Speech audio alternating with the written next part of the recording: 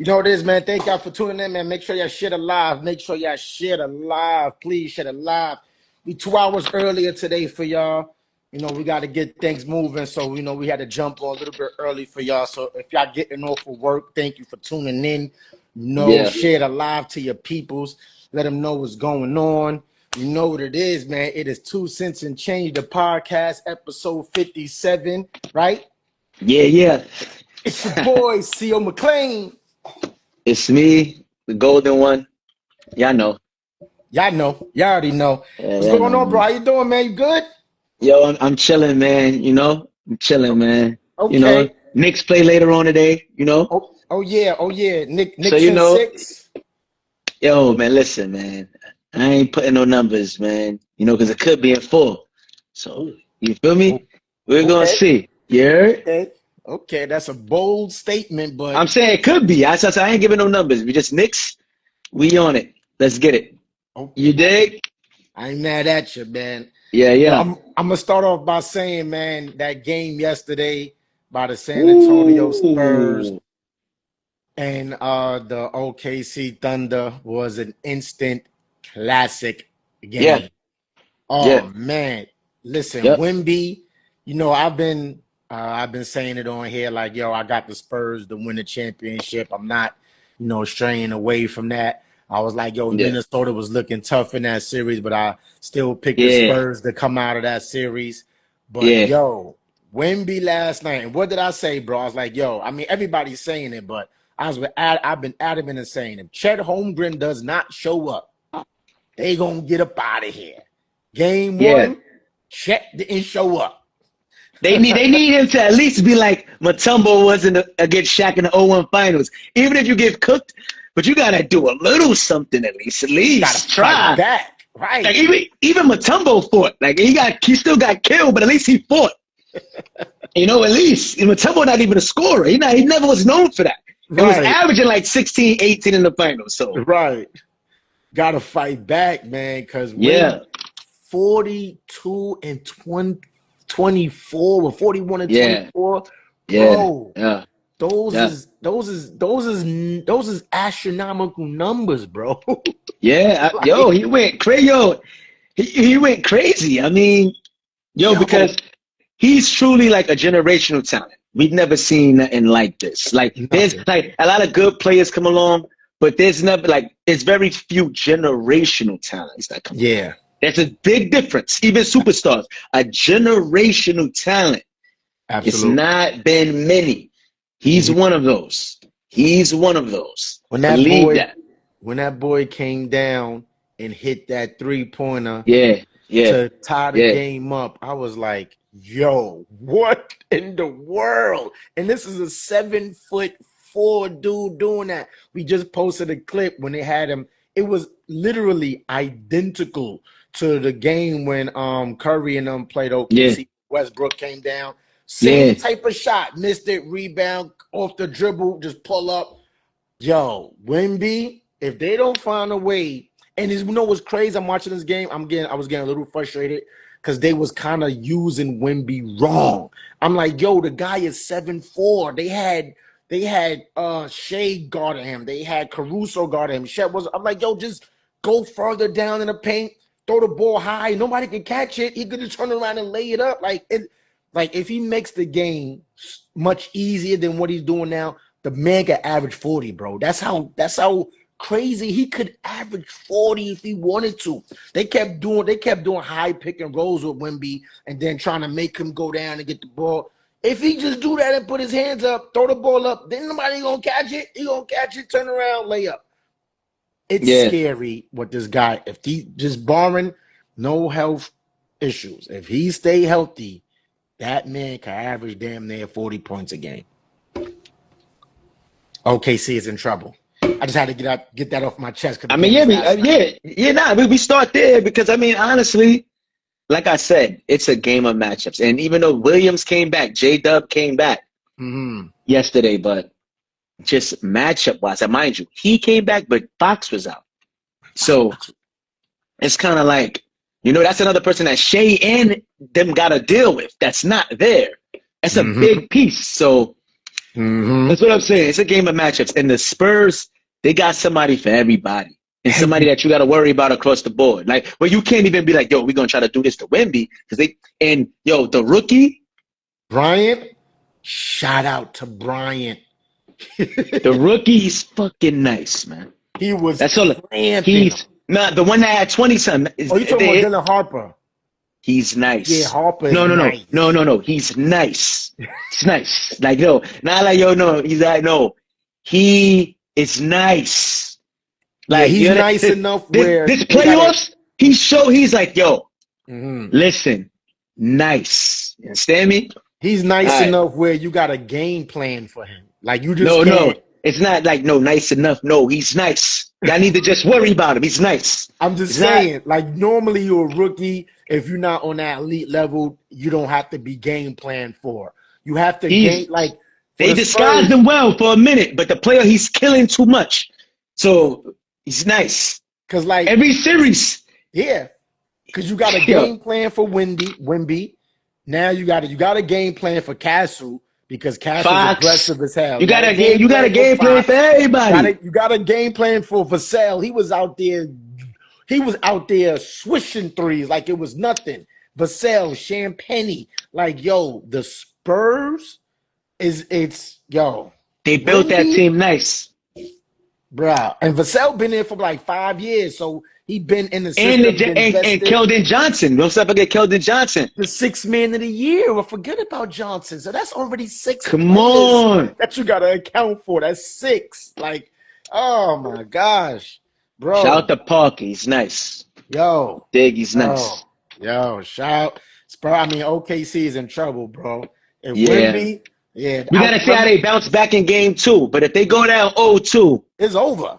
If they go down 0-2, Spurs in 5. If they go down 0-2. Yeah, so it's a must win for them. For confidence sake too. And people are looking at it, right? Like, if you look at it, they went into 2 overtime games, right? Yeah. So people is like, well, for OKC fans, they're like, well, when 2 overtime games, it could have went either way. But if you're looking at it on a Spurs aspect, Castle had 11 turnovers. De'Aaron Fox didn't play. So just imagine if De'Aaron Fox played and those turnovers were limited. I think Spurs beat them in regulation by a good 10 points, over 10 points. And Shea didn't have a good game, so they probably banking on like, okay, Shea didn't have a good game. So that's why I said we got to see how they respond. Are they going to respond like champs or what? Because Chet didn't have a good game either. So it's like they got things they can look at too. They're like, okay, this and this. So that's why we got to see. With adjustments made. Is it Shea not having a good game because of him, or is Shea not having a good game because of the Spurs defense on him? I mean, whatever it is, it's playoff basketball. So they got to make adjustments, though. So it's like, that's what I'm saying. We got to see how they respond now.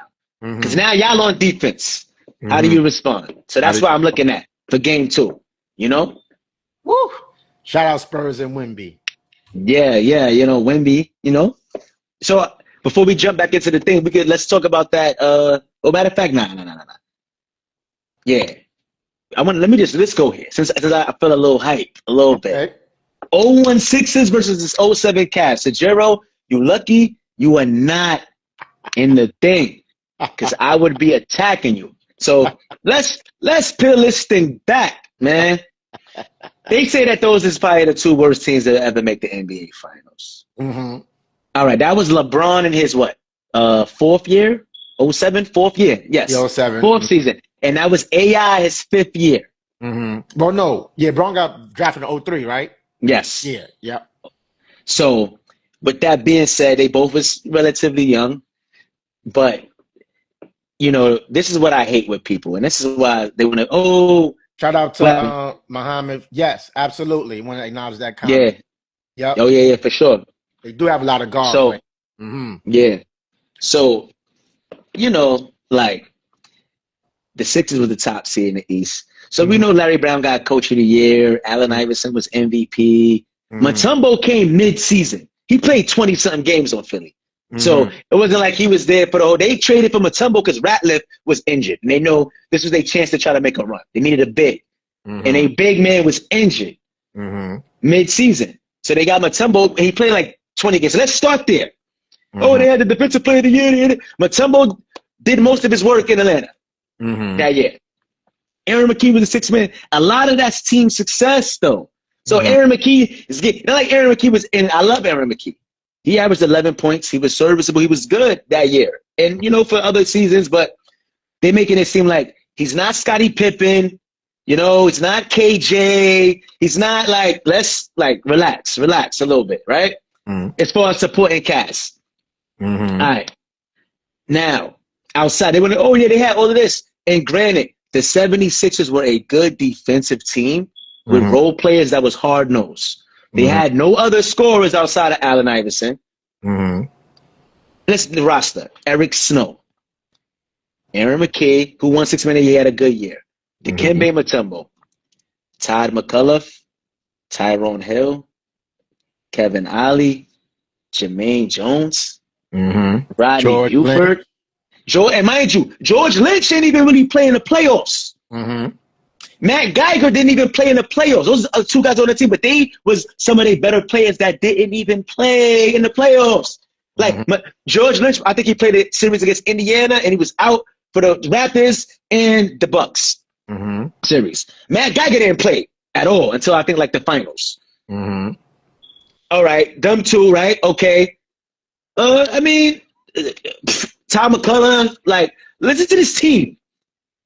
A lot of these guys, we do not remember anything about them outside of this season, this run. No all-star appearances. None of these guys ever averaged 20, 18, 16. None of these guys, right? Okay. And Allen Iverson's the only scorer beating all these teams with better teams than his. The Indiana Pacers, not even going to go through the roster, was a more talented team. Wasn't even really an 8 seed. Toronto Raptors, more talented. The Milwaukee Bucks. Come on now. He beat all teams that was, and playoff basketball is different. All right, cool. Mind you, Milwaukee Bucks got 3 dudes that was averaging 20 points a game, by the way. All right. So now, let's talk about the 07 Cleveland team. Mind you, them beating the Pistons was tremendous. That was great. It was epic. I'm not taking nothing away from them. They was not the greatest team on earth either, but compared to the 01 team, let's start. Zydrunas Ilgauskas was a scoring big man. He was no slouch. He just had foot injuries like Yao Ming. So people be, but Zydrunas Ilgauskas put that ball in a bucket. All right. Larry Hughes was a two-way guy who could get you a 20. All right. Donyell Marshall was no slouch either. A known shooter who could get buckets. Varejao was like a Dennis Rodman type, the hustle type. You feel me? Okay. Boobie Gibson could shoot the rock. Mind you, the Sixers had no. Tell me one shooter from that 76ers team. Go ahead. Tell me one shooter. I'm waiting. The 01 76ers. Tell me one shooter. None. Okay, there we go. You talking about 3-point shooting? You know what I'm talking about. Yeah, I mean, if you was to look at the shooter, they had none. You would say Aaron McKee. He's not a shooter though. That's what I'm saying. Shooter, but he can make shots. He's not a shooter. This is what I'm saying though. You understand what I'm saying? They had no specialists. Everybody was just hard-nosed. They played defense, but they had no specialists. Come on now. Eric Snow I think he was on that Cleveland team. Yeah, he was. And he was older and worse at that point. He was on the 76ers. But on the 76ers, he was more serviceable on the Sixers. But he was not. His shooting was sporadic. On Cleveland, he was even worse. What I want to do, I want to break down the teams side by side. I like to add. Do it. Add stats in there to bring the context to Do it. Right? Mind you, and they had Drew Gooden and all that. But go ahead, do it. Let's go. Because a lot of people will say that that offensively that the 76ers were better than the Cavs because offensively they had more spacing than what the Cavs had. So a lot of people will say that because they was like Drew, they had Stasha, Drew Gooden. The Cavs had more spacing. No. The 76ers, a lot of people will say that the 76ers had a little bit more offensive spacing than the Cavs did. People will say that. I was looking, because I did my little research on it before I talk Yo, about bro, it. you know this. I need no research. Knowing the game of basketball, how is a team with no perimeter shooting going to have more spacing? Right. So this is why I was like, let me bring up the stats, right? Yeah. So the 01 Sixers versus the 07 Cavs. So the record, we're not even going to consider the record. You look at the possessions per 48 minutes, right? The 01 76ers were 90.6. They were 19th in the NBA. The Cavs were 90.8, 18th in the NBA. Pretty even there. This is the big one. Points per game.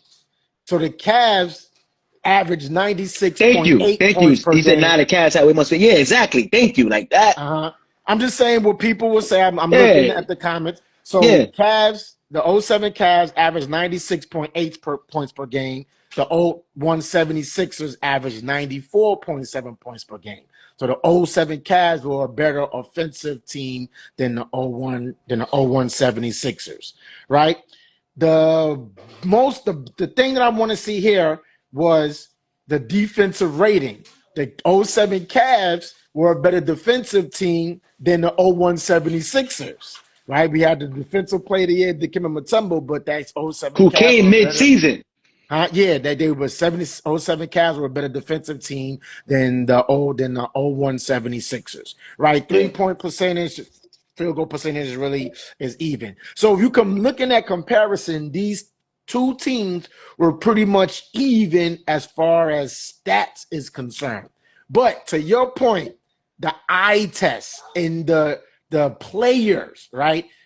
Cavs had a better team on paper than you would look at the 76ers, right? The only thing, and there's another key thing to know, because I know we was talking about Larry Hughes. Larry Hughes was injured that year. He was in and out injured. He only shot like 30-something% from the field. So he wasn't as effective as he normally was by judging by how he used to play, the old Larry Hughes. So that's key to point. So and Larry Hughes was brought in to be their second option to LeBron, right? He was brought in to be the second option, but he didn't really pan out to be that because he was injured. So you got to take that factor away.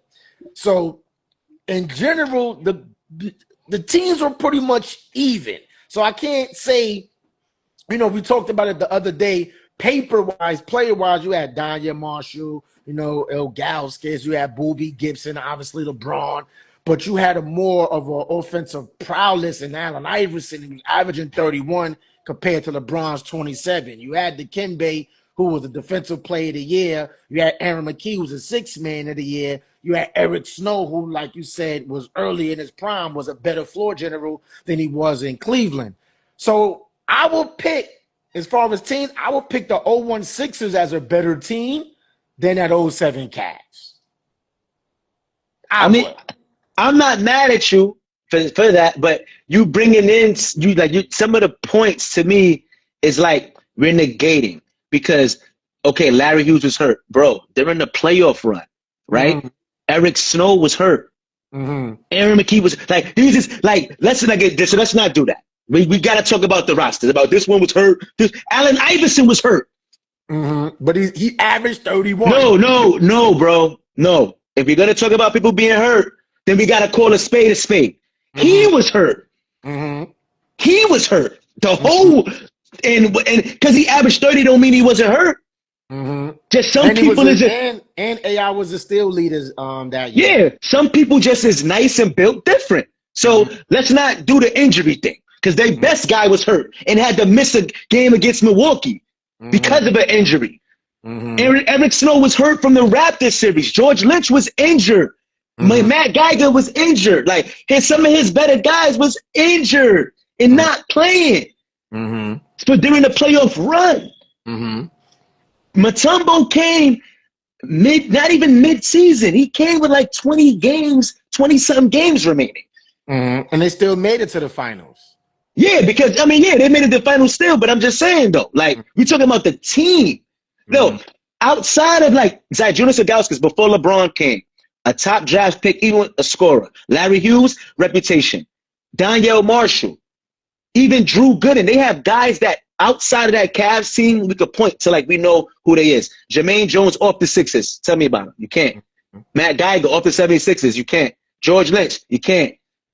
Kevin Ollie. You can't. Rodney Buford. You can't. Jermaine Jones. You can't. There's a bunch of people that's like, all right, you can't even talk about them outside of the Sixers. And you barely know them. You only know them because they made that was the team that Iverson most known for. That's not the same thing for that Cavaliers roster. Like, yeah, I mean, like you can't do that. Like that's why I'm like, what are we talking about here? And people wanna, and that's what people wanna overstate Mutombo. God rest his soul. God rest his soul. But Mutombo was not this offensive guy. He stepped up. He stepped up and he did his thing. Yes, but he wasn't even averaging 20 in the end though. So let's stop like overstating stuff. He was defensive player of the year. Yes, but we seen where was that defense shit against Shaq? Nowhere. The other centers that he went against was nobody's really. So I mean, so we're talking about right, which team was the better team, right? The Cavaliers was a better team talent-wise. Is the 01 76ers better team? Okay, so you just said it, right? So talent-wise, the 07 Cavs may have had a better team. But team-wise, the 01 76ers had a better orchestrated chemistry team than the 07 Cavs. They both lost, though. So saying that is like what you're going to point to say. Because they both made it to the finals and lost. But again, statistically, they both were equal in their stats, statistically, right? So, because people always like to bring, because we always got to bring both sides of the coin in, because people are always going to bring stats into it, right? Regardless, no matter how we feel about stats, people are always going to bring stats into it. So we got to make the point about stats. But if you're looking at the eye test, I will say 76ers had the better team than the 07 Cavs, because everybody feel like LeBron James dragged that team in there. So that Allen Iverson dragged that team. So let me ask you, this the big question. At that point in their career, who was better, Iverson or LeBron? Scoring wise. No. Not Snow. No. Better? No. At that point? No. Who was better? Well, it has to be Iverson, because Iverson was more into his career than LeBron. I was only. No, he wasn't. Iverson was in his 5th year. LeBron was in his 4th year. They the same shit, bro. No, who was better? No, Iverson at that time in his 5th year. Yes, he was. That was his 5th. He was 96. 96, and that was the 01 Cavs. That was the 01 season. That was his 5th. You remember who you're speaking to? I know that was his 5th season. He was drafted in 96, right? You know that. That Come was on, the bro. five. I would give 5. So let's not do that. Like we're not. That's why I'm here and we're gonna keep it straight. We're not doing none of that. So like I said, they at the same point in their career. So who was better at that point? 5 years in for you, who was better? To you? To me, I would say Allen Iverson. At that point, I would say Allen Iverson. Okay. At that point. Okay. After that, LeBron. All right, I'm not mad at it, but I'm just saying though, like you know. So, you say Cavs, I say Sixers. So we're gonna move on. We let the people comment. I say Sixers was the better team. Yeah, you say Sixers was the better team, and I say Cavs the better team. So we move on. You know, we disagree on it, but you know, we gotta take a lot of the politic and all that. Nah, we gotta keep it 1,000. Yeah, but absolutely. All right, so there we go. All right, so let's talk about your man. This is a funny one. Kobe Game 7. Decisions against Phoenix.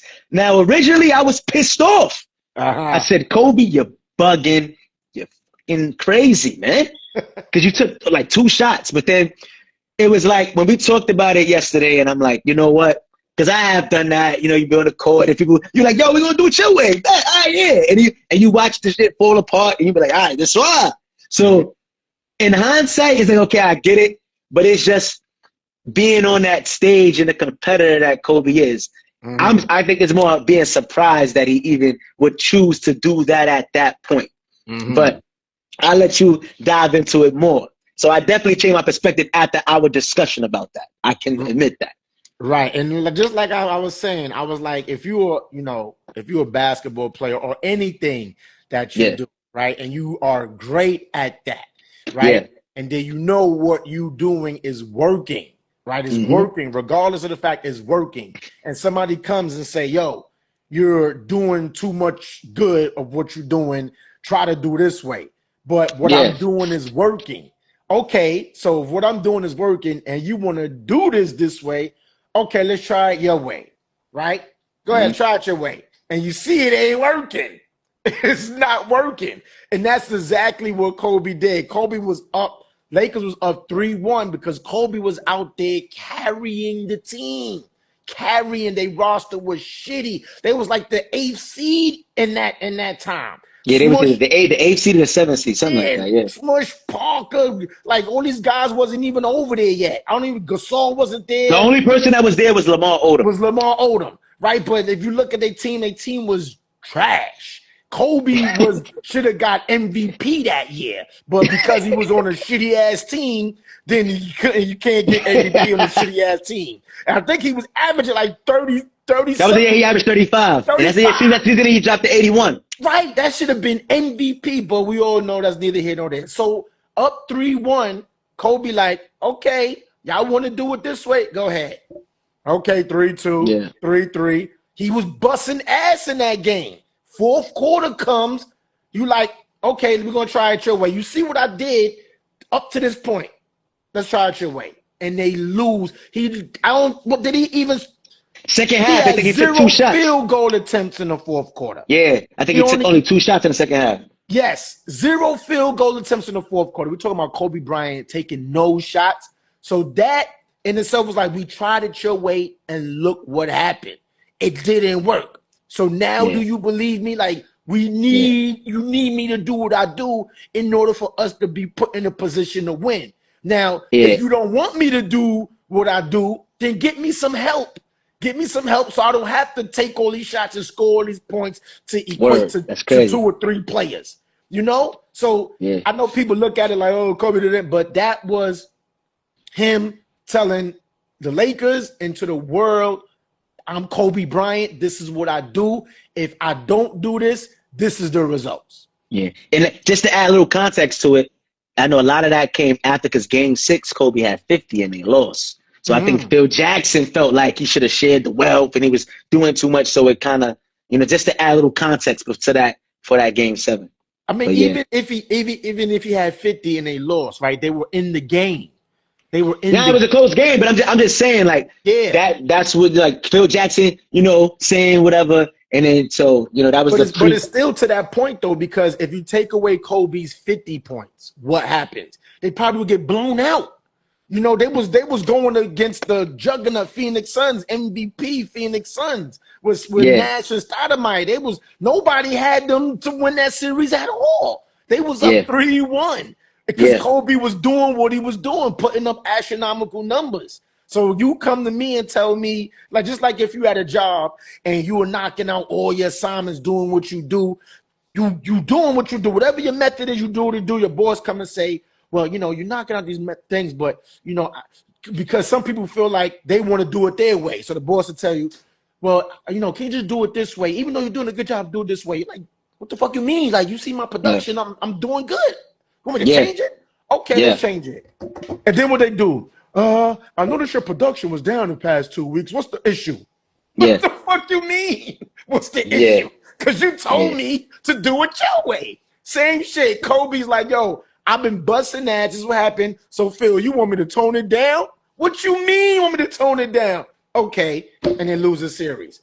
So, they wasn't going to win the championship that year anyway. No. Right? So they wasn't a championship team. So Kobe at that particular moment, like, okay, I could take this off. You know what I mean? Like, I proved to the world, like, I'm that guy. 81, like, I 3-1, y'all know what I do. Bruh, just, if you don't want me to do that, get me some help. Eventually, we know what they did. They got us some help, and he won 2 more after that. So. Yeah. Shout out to Kobe. And then rest in peace to Mamba, man. And then on another note, let's talk about Kevin Love, right? And Kevin Love, he was a top prospect, from high school, college, Remember, he was the star on the team that had Russell Westbrook in college. UCLA, yep. And they also had Darren Collison. You dig? Yep. And Kevin Love was a monster on Minnesota, got to the Cavs and basically became a three-point shooter. And I feel like he definitely sacrificed to become a champion. But, you know, I feel like he had a Hall of Fame career in the making, but what he was doing in Minnesota, and it's like he got his ring. But I wonder if he feels differently. If, like, you know what, would I have wanted to be the better individual player like how I was, or, you know, for the championship. But I definitely believe that, I'm not going to say he ruined his career, but just from a Hall of Fame individual standpoint, he sacrificed that to become a champion. So some things mean more, matter more than others. But what's your take on that? I mean, Kevin Love, we all know before him joining the Cavs, that you could pencil Kevin Love in for 20 and 10, like automatically. Like, you saw Minnesota, okay, we know Kevin Love going to get 20 and 10. He might fuck around and get 30 and 20. He might fuck around and get 25 and 15. You know, he always was doing more than what you pencil him in for. He was the man in Minnesota. Now, this comes to a point where it's like, as a player, right? As a player, what do you want your legacy and your career to be? Do you want to be a player that was a great player with putting up? LeBron. No, I was reading the comment. Like, LeBron does do that to his bigs. Yep. Do you want to be a player, you know, be considered as a great individual player, or do you want to be a player that's considered and talked about as winning rings, right? So in that instance, Kevin Love sacrifices individual status to go over there and play with LeBron to ultimately get a ring, in which he did. But like, you know, to his overall trajectory as a player, it hindered his career, because you went from being the man, right? You went from being a man to going over to the Cavs and being a spot-up shooter. This is not your game. Even though you could shoot, you're not a spot-up shooter. That's what Kevin Love was. That's what Kevin Love was. That's what he was, a spot-up shooter over there in Cleveland. So I just think that what he said? He said he wished you happy birthday. He said, shout out Adrian Broner face. Adrian Broner. That's funny. AB. No, shout out my man, Uncle the fucking man. But yeah, you know, I just think that, you know, like Muhammad said, when you go play with LeBron, if you're a big man, you know, your objective is to be, you know, obviously the second role player, and you're going to be a spot-up shooter, because you can't clog the paint and stay in the paint, because LeBron is the type of player that relies on getting to the hole and getting to the paint. So I just think that, again, for Kevin Love, is what he wanted his career trajectory to be. Did he want to be that 20-10 guy and keep averaging this and, you know, barely making the playoffs, not playing for anything? Or do you want to go to a team where you're playing for something, ultimately winning a championship, but sacrificing those things? You know, and this goes back to Charles Barkley, right? Charles Barkley, great individual player, right? But would he go somewhere in his prime and go play with somebody? Probably not. But if he did, went in his prime and say play with Mike or somebody, he would be the second fiddle, right? But he will go, and his legacy wouldn't be talked about how it's talked about now, as not winning a championship, right? But he didn't want to sacrifice that. So it all depends on what the player wants. The player, you know, want to sacrifice that. Let me being the man, being the face of the franchise and going over here. That's what Kevin Love ultimately decided to do. You know, so we could sit here and say it hindered his career, but to him, maybe it didn't. Maybe to him, that was his career trajectory. Maybe he just wanted to play meaningful games, like Steph Curry is talking about now. He just want to play meaningful games and compete, as opposed to just sitting back there shooting threes all day and not competing for nothing. So we don't know. Only Kevin Love can answer that question. Once he, because I think he didn't retire. Yeah, he was just last on. I think was he on a Heat, right? What team was he on? I don't even know what team Kevin Love was on. Man. So until he retires and maybe get on a podcast and talks about it, then that's when we truly know what was his mindset when he went over there. But hold on. Sidebar, just to defend my boy Barkley. Barkley made it to the chip as a number one option. Just ran into Mike. Unlike Kevin Love. Kevin Love. But but you know, Barkley had a championship team. Kevin Love didn't have a championship team. But Barkley was the number one though. He came to Phoenix and made them championship. Yeah. What's the comments looking like? We got a lot of comments in there. Kevin decided on LeBron decided by trading the Cavs resources. I mean, Kevin Love ultimately got to be the person to say I agree to go over there. You know he wasn't against it, but it's one of those things where it's kind of like, you're not going to turn down playing with Bron, but I know he didn't know that. I'm not going to say he didn't know, but who would have known that his whole style of play would have changed? But they called me .net, say he would have gave up the individual stats. He's shown what he can do, but I'm trying for a ring. Yes, I'm saying, it's it all depends on that individual for sure. Yeah, absolutely. So shout out to Kevin Love. I can't wait to the podcast so we can find out exactly why he left. And then we gotta get on your boy Ant-Man. Your boy Ant-Man. Wait, I can't hear you now. That was my daughter. Shout out to Leia. She was calling. I call her. All right. Yo, your boy Ant-Man with the bullshit he did. 8 minutes left, going over to dap the Spurs. Yo, listen, man. Ant-Man, hold the shit down, man. That was whack. And then for the mentality that you display like you have, that wasn't it.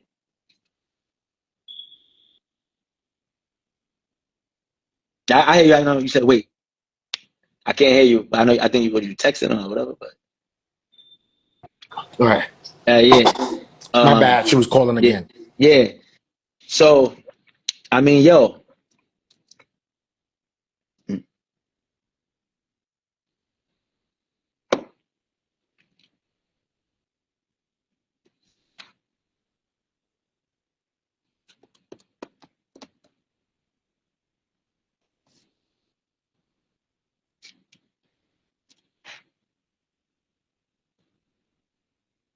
Hello? I'll be back. My bad. Yeah, you good? Your boy Ant-Man. It's a dub. That was whack. All right. I mean,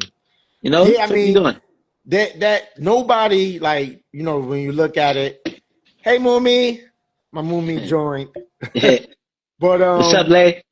I mean, that's unprecedented. Like, nobody goes with 8 minutes left in the game to go congrats. Even if you down by 20, right? His philosophy was because he wasn't getting back into the game. So let me go over there. But listen, unless that clock says 0, 0, 0, 0, there is still game left to be played. To me, like, if I'm a teammate, I'm looking at that like, oh, this nigga just gave up on us right there. It's 8 minutes left in the game, right? Even if you're down by 20, say if you got 3 minutes and you cut it down to 15, you know what I mean? And then the next 2 minutes, you cut it down to 10. That's a ball game.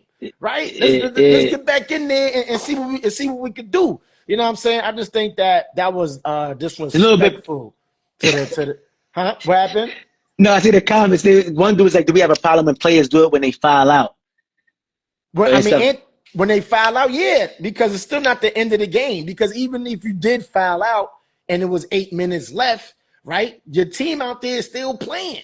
You got to play into that buzzer sound. You know what I'm saying? Like, they wasn't even down by that much points. They was getting beat, but it was still game left to be played, right? I just think that you do it at the end. You got all that time to do it at the end of the game. Yo, man, good game. That.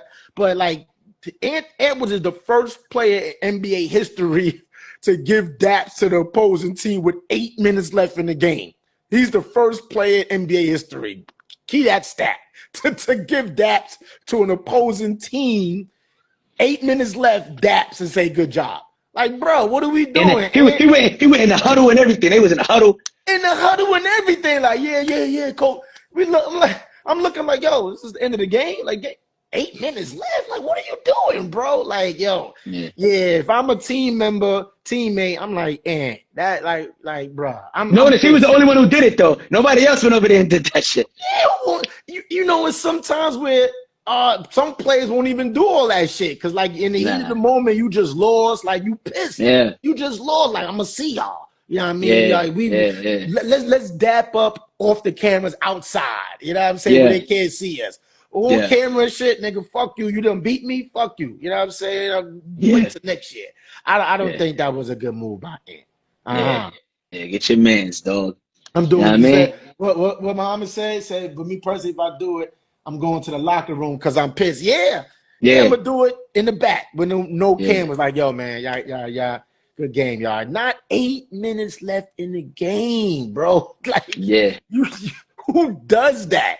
That's yeah. crazy to me. Shit That's was weak. crazy. And That's let's get into that Mike versus Bill Russell.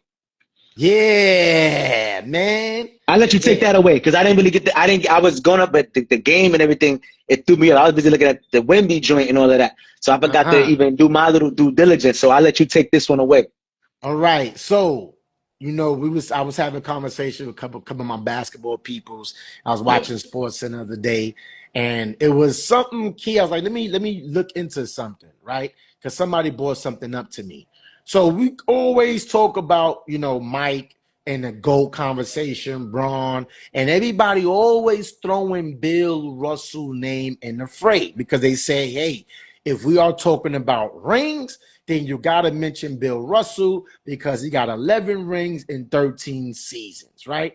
Yeah. But there is always context to every statement, stat, or thing that is made. There's always context to it. So I wanted to break down the context of Bill Russell's 11 rings, right? And this is why a lot of people don't put Bill Russell and like their tops or anything like that because of what I'm about to break down right now. So in Bill Russell's era, right, during his NBA career from 1956 to 1969, right, if you look at the NBA now, 82 games, 82 games played, you got playoff series. First, it was the best of 5, then they changed it to the best of 7. You got to go through at least 3 rounds in order to get to the, was it 3 rounds? Yeah, before you get to the NBA finals, and that's the 4th round, right? So it's a much harder process. Mike had to endure a much harder process in getting there. Bill Russell, he came in the league at 1956. What that time? Your time was good. From 1956 to 1961, there was only 8 teams in the NBA. 8 teams in the NBA, right? From 1961 to 1966, there were 9 teams in the NBA. Bill Russell retired at 1969. So so by the time that Bill Russell retired, there were 14 teams in the NBA. 14 teams. Now, we're going to break this down even more. There was 14 teams in the NBA by the time he retired. He already had 11 rings, right? So, depending on how you look at it, between 8 to 14 teams in the NBA. So during his era, this is the biggest key. From 1956, right? He came into the league at 1956 to 1969. From 1956 to 1969, it only took 2 playoff rounds to reach the NBA finals. 2. Right? Now you say, okay, there's 2 NBA rounds to reach the NBA finals. Yeah, why? But why is that important? That's important because he played with 11 Hall of Fame players. The Boston Celtics team was the best team in the NBA during that entire stretch, right? Or half of that entire stretch, right?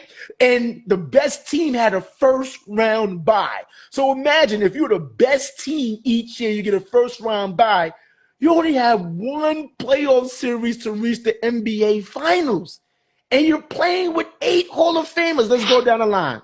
Bob Cousy, Bill Sharman, Tom Henderson, Sam Jones, Casey Jones, John Havlicek, Frank Ramsey, Tom Sanders, Andy Phillip, Clyde Lavelle, Bailey. These 11 Hall of Fame teammates. You wasn't even the best player on your team that was playing. I'm Bob Cousy. Havlicek was considered a. So it's like you got these 11 champions, and this is not to discredit them because, again, this is eras, and if you're the best team at that time, you better do what you got to do because if you didn't, they'd have shitted on you, right? So you went out there, you dominated. But the context of it, the NBA at that time wasn't the NBA that we had now with all these teams, all these rounds and stuff like that. So kind of like you being the best team, you was automatically penciled in to win this shit. Because if you look at it, 11 championships in 13 seasons, like who does that, right? You're like, yo, that's crazy. You can't. A modern day team is not doing that. As good as Chicago Bulls was, 72 wins, they not doing that. You know what I'm saying? Like, yo, so those 11 rings, he got 11 rings, but bro, we gotta leave Bill Russell out of that because it was like he was playing in dinosaur years, man. Like with those 11 rings, you know what I mean? So when people bring up the rings and shit.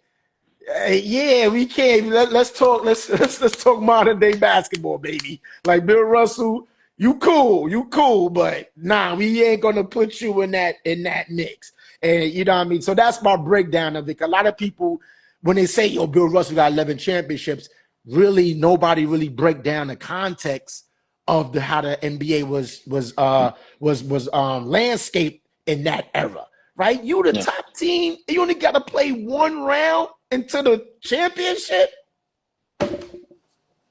What are we talking about?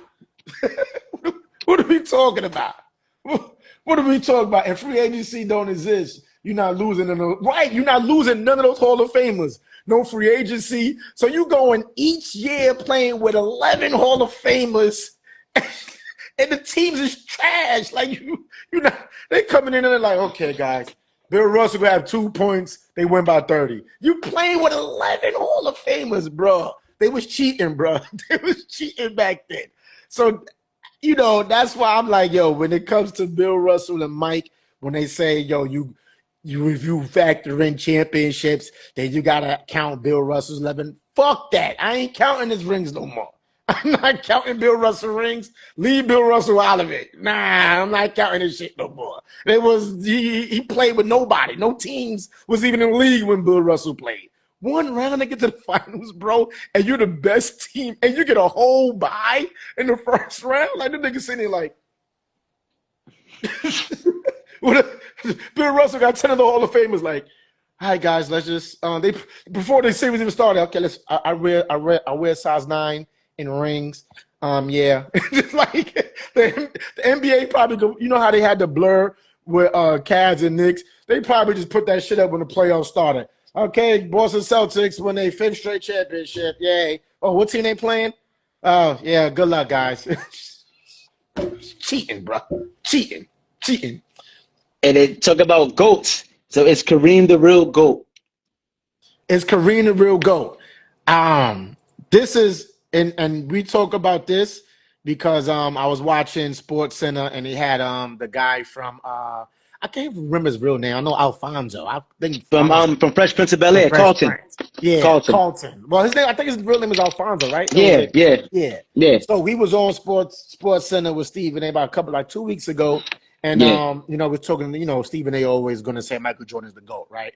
And he has valid points on why. You know, I'm not debating that, but I don't get mad. Like, I can't get mad when somebody say that Kareem Abdul-Jabbar is the GOAT over Mike. And here's why. Yeah. Here's why. We're talking about the basketball totality from high school, college, the pros. So if you're talking about the total. In high school,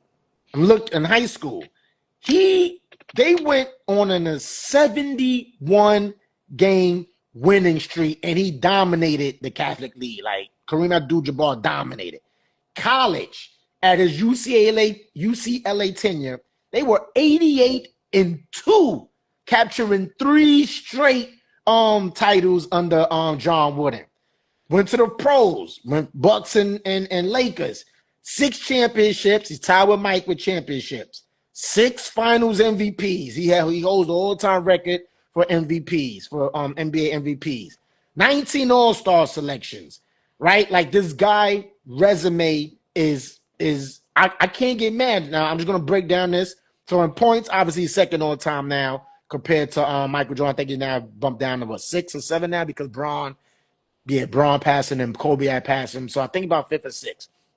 Obviously rebounds, Kareem Abdul-Jabbar got him, but he's 3rd all time in rebounds all time. Assists, obviously, Michael got him in assists, but Michael don't even got him a lot by assists. Kareem Abdul-Jabbar has more career assists than Michael Jordan. Kareem Abdul-Jabbar has 5,660 assists. Michael Jordan has 5,633. Blocks, Kareem has third all time in blocks. We're not going to even compare that. Games played, Kareem Abdul-Jabbar got more games played. Points per game, obviously Michael got him in points per game. Rebounds per game, Kareem. Assists per game, Mike got him by 2. Field goal percentage, Kareem Abdul got him in field goal percentage, right? So just awards and accolades. I want to break this down. So NBA championships, they both have 6. Regular season MVPs, Mike got 5, Kareem got 6. Finals MVP, this is where Mike got him at. He got 6, the all-time record in finals MVPs. Not regular. Finals, he got 6. Kareem only got 2 MVPs. All-star selections, Kareem got 19, Mike got 14. NBA, All-NBA selections, Kareem got 15, Mike got 11. All defensive teams, Kareem got 11, Mike got 9. Scoring titles, obviously, Mike got it at 10 compared to Kareem's 2. The blocks, obviously, Kareem got in blocks. Steals leader, Mike got him in steals. Rookie year at 1. So if we're looking at statistically wise, Kareem Abdul-Jabbar statistically wise got Michael Jordan beat. MVPs, championships, they tied in championships. MVPs, Kareem got him beat. Finals MVPs not. So I can't get mad at anybody saying basketball wise that Kareem Abdul-Jabbar is the greatest basketball player of all time.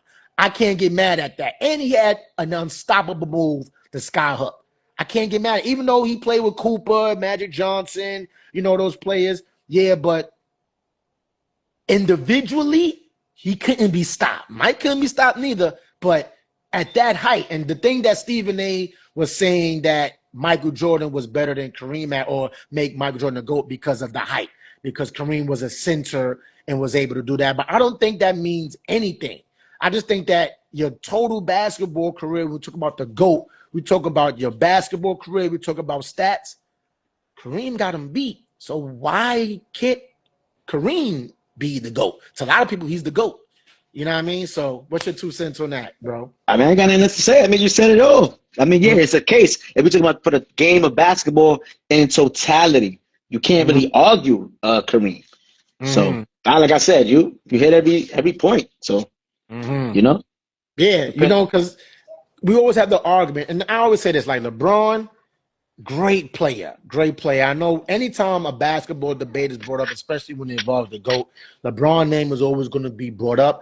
I just feel like to me personally, he's not even player-wise better than Kobe. Even though the stats will say, yo, LeBron is better than Kobe based on stats, but people that watch LeBron play and people that watch Kobe play, just as the same as people watch Mike play and they say that Mike is the GOAT, I feel Kobe Bryant as a player is a better player than LeBron James. Overall, yeah, LeBron got it, points, rebounds, assists, whatever the case may be, right?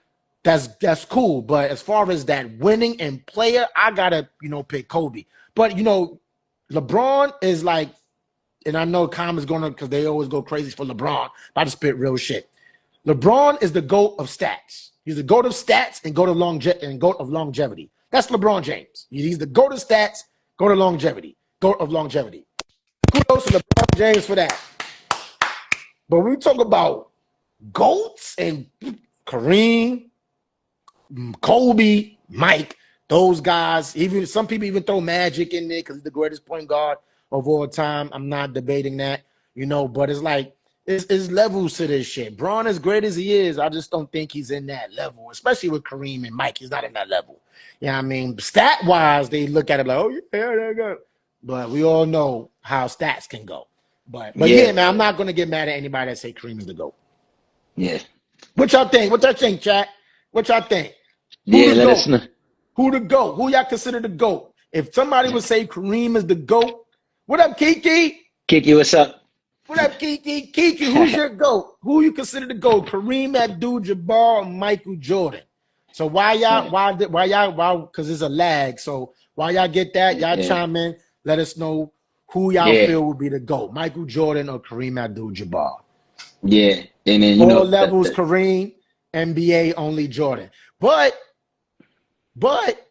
if you look at NBA though, Muhammad, NBA, Kareem stats, right? And I know we just talk about LeBron stats and stuff like that. But remember, in this era, Mike and Kareem, those eras was very tough, right? So those stats is more comparable, I would feel, than LeBron's stats now, the way how the NBA's play now.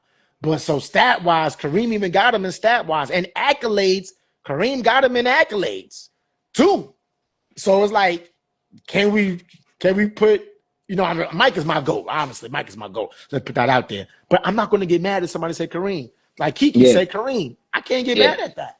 There's no debate. I can't get mad. You got Kareem, that you got it. You got it. Yeah. And that last joint is the Michael Jackson movie. He's like a couple weeks late because my brother just seen it. But, it was definitely a great movie.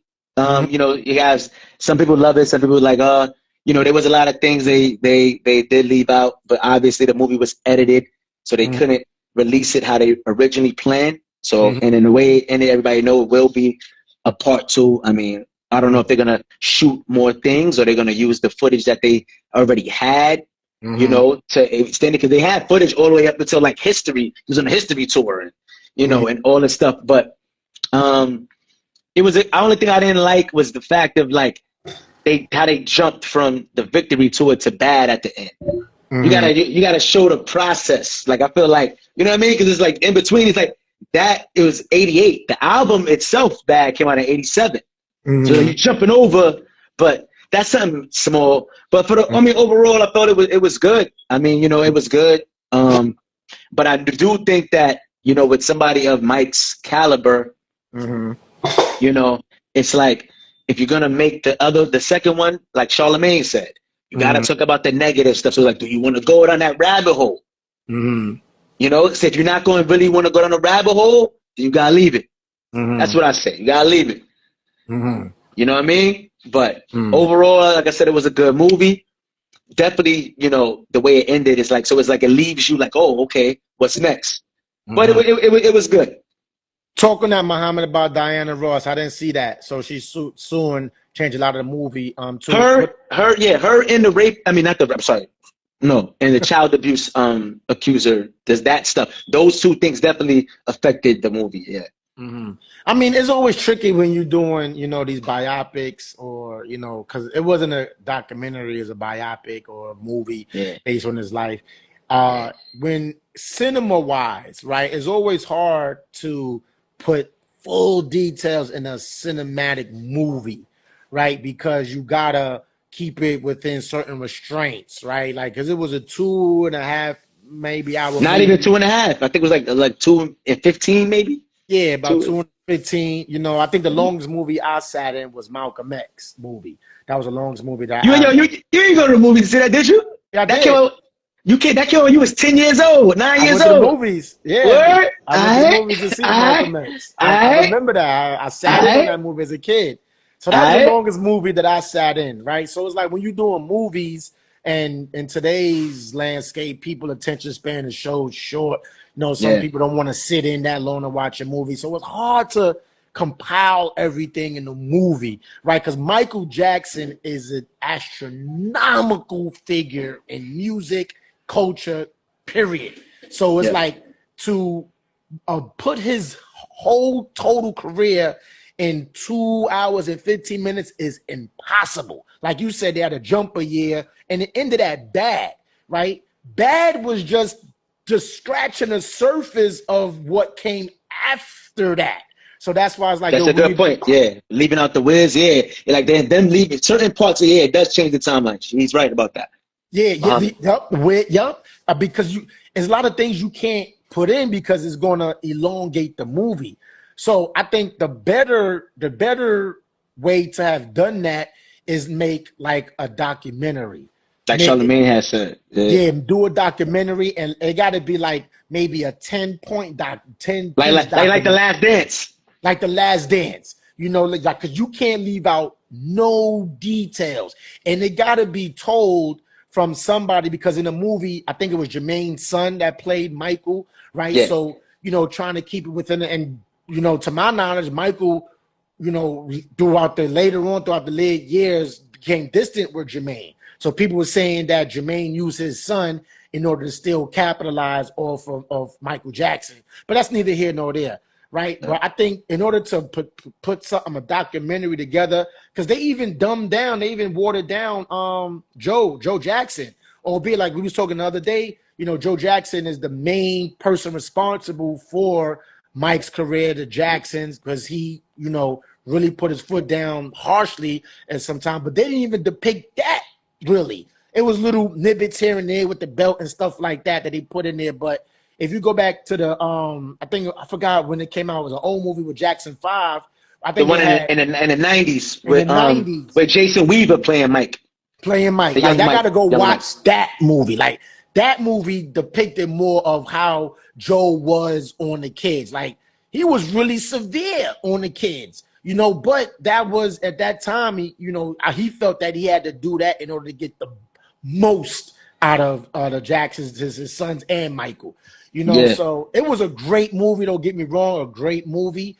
And I could see what some people like that are real fans of Michael Jackson, like you was mentioning, like they omitted a lot of parts, because if you know the story, you know Mike, you follow Mike, like they didn't add that. That was too quick. Why Janet was in the movie, you know, all those pieces. You know, when you're doing a film, it's a lot that that has to go right in order to put that in the film. So I think if they are going to do a part 2, I think they should leave the movie like it was.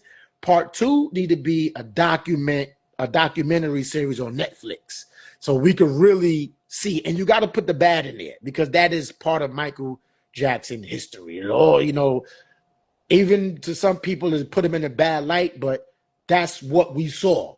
Face value when we watch Michael, when we watch him on TV and see the headlines, we saw all of that. So you can't omit that, because we know about it. So that's my 2 cents on that. But it was a great movie. Yeah. And here we go, man. They want that money. Yep. And that's what we got. I know you got to run. Yeah, I mean, I got some time, but yeah. Yeah, man. So what y'all think about the movie, y'all? What y'all think of? What's that comment? I can't see that comment. What he said? Diana Ross threatened to sue because they wanted to address her and MJ age difference. Yeah, I heard about that. And she didn't approve. Yeah, because they supposedly had a romantic relationship, never been confirmed, but you know, I did hear that. Mike was home out there too. People forget, like they don't. Mike was home. Mike was smashing. Like I forgot there was a like if you go on YouTube and just search like Michael Jackson stories, the stories that they had with Mike, they was like, yo, somebody's like, Mike was heavy in the Crip culture. You know what I'm saying? Like, he was banging and he was fucking all these chicks. Yo, you know who got a funny story? God bless his soul. What you call it, brother? The one, no, not his brother. Mooney. What's it? Oh, Paul Mooney? Not Paul. Yeah, Paul Mooney got one, and Eddie Murphy's brother. Charlie Murphy. Charlie Murphy, he was like, he had a funny story about Mike with talking to the bitches and shit. Like, yo, you gotta Google it, like YouTube. I'm gonna look it up. And then the crazy story with him and Prince. We talked about that the other day when he was like, he told James Brown. They was like, yo, the whole story's funny how they put it. They was like, yeah, Mike whispered to James Brown. They were like, yeah, got this nigga Michael. I got this nigga James Brown. I mean, I'm not James Brown. I got Prince in the crowd. Yeah, he think he better than me. You will bring him up here and make a fool out of him. So he was like, Prince came up there doing all that extra shit. He was like, he was playing the guitar. Like it wasn't hitting. He was like, he had the glove. He threw the glove. He took his glove off and threw it in the crowd. He was riding on the back of a security guard. He had a glove on. He threw it in the crowd. They threw the glove back at him. He got into the crowd, was going on crazy, doing that, playing the guitar. The guitar wasn't hitting. Niggas looking at him like he crazy. So he tried to get up the stage. He thought the lamp post was like something that he could hold on to. Yeah, it's a prop. Yeah, that shit fell. Yeah. Then he said, that nigga Prince tried to run him over, him and his family over at the end. He was like, yeah, Quincy, man, yeah, Prince tried to run me over with the car. I saw that when they was talking about that. Yeah.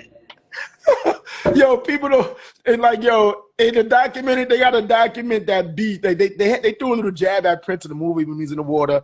And he was like, I just don't want some with Prince. Like, okay, I like how they did that. But yo, they beef was deep rooted. Like, if we're gonna tell the Mike story, man, you gotta add him on fucking all the hoes. We gotta add Mike's gangster side in there, because there's a lot of stories on YouTube of about Mike's gangster side. Like, yo, Mike could fight. They got a thing in there with was it Tupac when he beat up Tupac or fought Tupac? That was a rumor though. Suge Knight said that was a rumor though. They got stories on it. It was somebody was. I'm saying. Oh. Suge Knight, I'm saying, like, I'm not saying, like, but Suge Knight talked about it and said that was not true.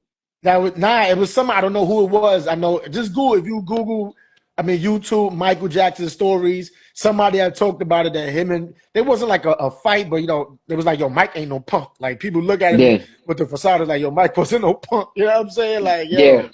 So, yeah, man, if they're going to do another biopic, man, do it right to my man Mike, man. Show the gangster side.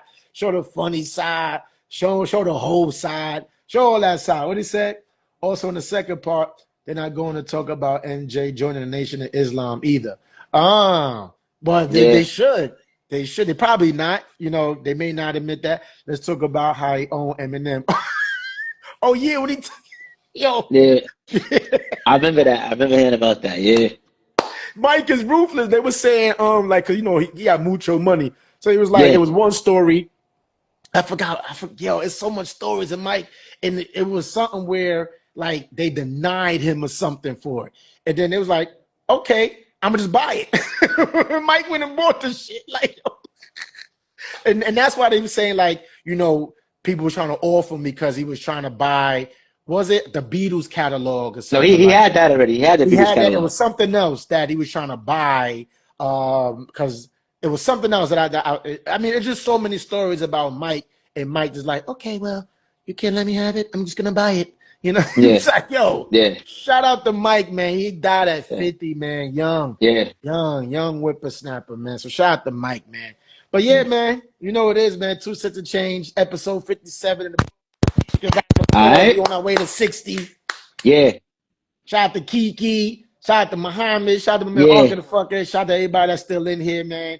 Rocking out with us. We appreciate y'all, man. Make sure, y'all go on YouTube. Subscribe to the YouTube channel, y'all. 2 Cents of Change, the podcast. You know what I mean? We itching towards 200 subscribers. So make sure, y'all subscribe on there. Keep, follow us. Tell your friend and tell a friend and tell a friend. We go live every Tuesdays. We a little early today because we got to do some things, but we still give y'all a show. You know what I'm saying? So, yeah, it's your boy, Seal McLean. It's your boy, Melly Mel, man. 2 Cents. Yes, sir. We out.